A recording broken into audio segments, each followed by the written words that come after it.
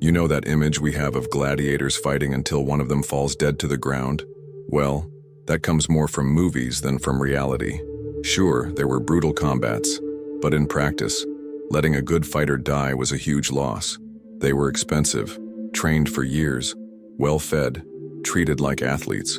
It would be like a sports club today, sending its best player to die on the field.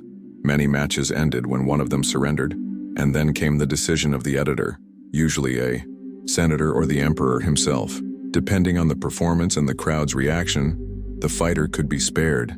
It was a spectacle, yes, but with rules, business, and even organized cheering. Death brought in the crowd, but a gladiator's life was also very valuable. So next time someone tells you every fight ended in blood, you already know.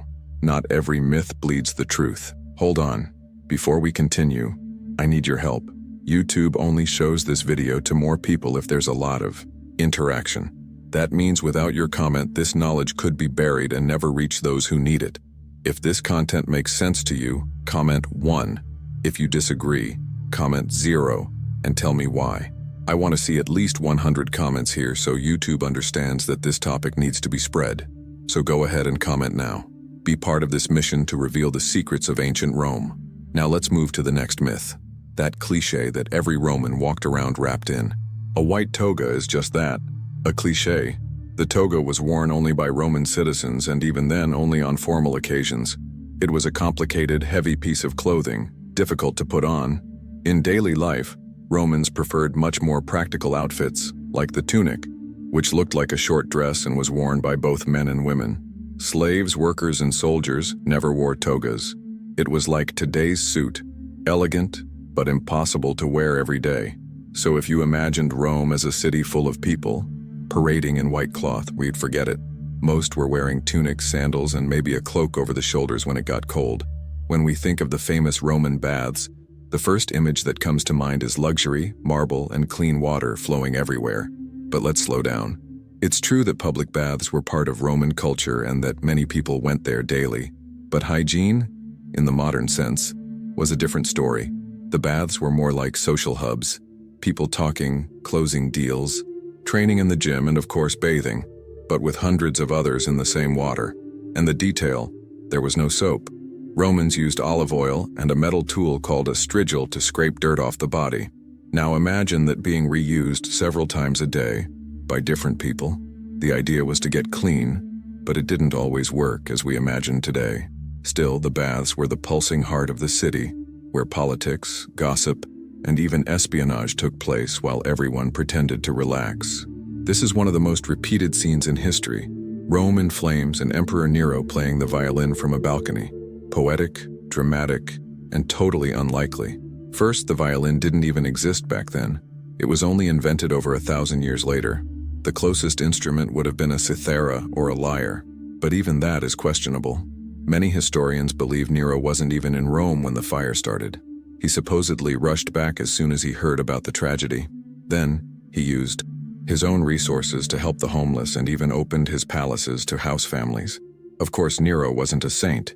He persecuted Christians, committed atrocities, but the story of the artist who watched it all burn seems to have been built later as a way to destroy his political image. It was theater, yes, but not the kind you think. The fire was real. The legend came after. This is one of those cases that mix exaggeration, gossip, and politics. They say Caligula, the crazy emperor, loved his horse Incitatus so much that he made him consul of Rome. But think about it. Did he really put an animal in a political office? Most likely it was a provocation, a harsh satire aimed at the Senate. Caligula despised the senators and wanted to show that even a horse would be more useful than them. The goal was to humiliate, not govern with the animal.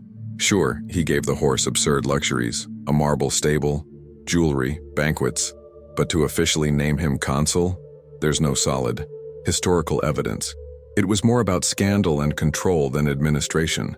So yes, Caligula was unstable, but he also used absurdity as a political tool. Deep down, the horse was just a way to show who was really in charge in Rome. And ironically, it worked. Many people believe it was Emperor Constantine who made Christianity the official religion of Rome. But the truth is, he only took the first step. Important, yes, but not the final one.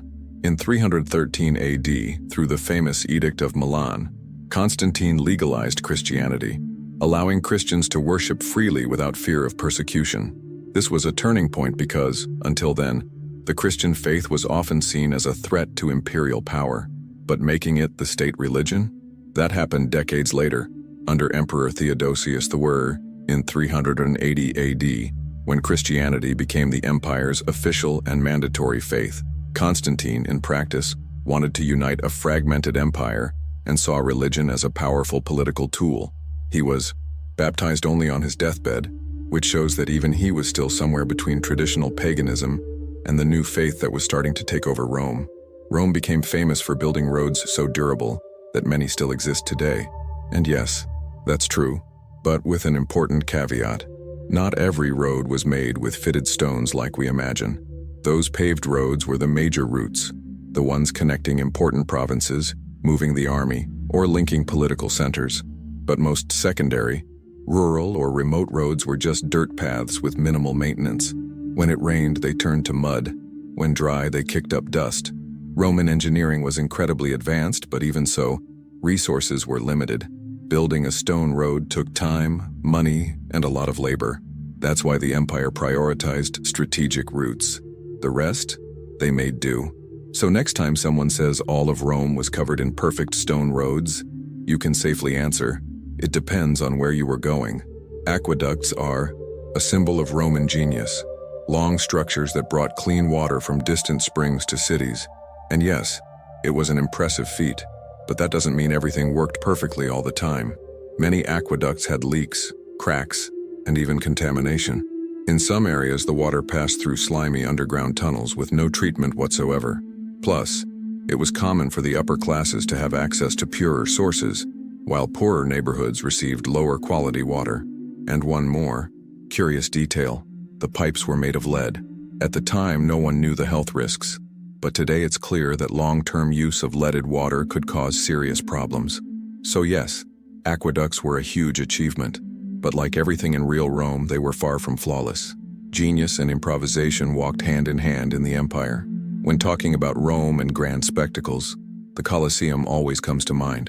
And for some reason, many people think Emperor Nero was responsible for building that monument. But the truth is, he had nothing to do with it. Quite the opposite. After the Great Fire of Rome in 64 AD, Nero used part of the destroyed area to build a massive private palace, with gardens, fountains, and even an artificial lake. That caused so much outrage among the people that years after his death, later emperors wanted to give that land back to the public. That's when Vespasian, from the Flavian dynasty, decided to build the Colosseum right there, as a way to regain popular support. Construction began around 70 AD and was completed under his son Titus. So the Colosseum was born precisely to erase the selfish image Nero left, and became the stage where Rome showcased its glory and thirst for spectacle. Hollywood loves to simplify things, and one of the most repeated lines in movies about Rome is that classic Ave Caesar, always said with reverence, head down and fist to the chest. But in real life, that wasn't such a common greeting. What the gladiators actually said, for example, was Ave Imperator morituri te salutant, meaning, Hail Emperor, those who are about to die salute you. But that phrase was recorded only once, during a naval spectacle held by Claudius. The truth is, greetings in Rome varied a lot. Salve, Ave, and even gestures or hand signals between soldiers were more common than any fixed phrase. That famous Ave Caesar became a catchphrase thanks to cinema, but it was never a rule. And that's just one more example of how real history is much more complex and interesting than the cliches. If you enjoyed this content so far, leave a like to show that this kind of history deserves more attention. And hey, there's a video showing up on your screen right now that's going to surprise you even more. Click on it and keep going on this journey through the real secrets of Rome. See you there.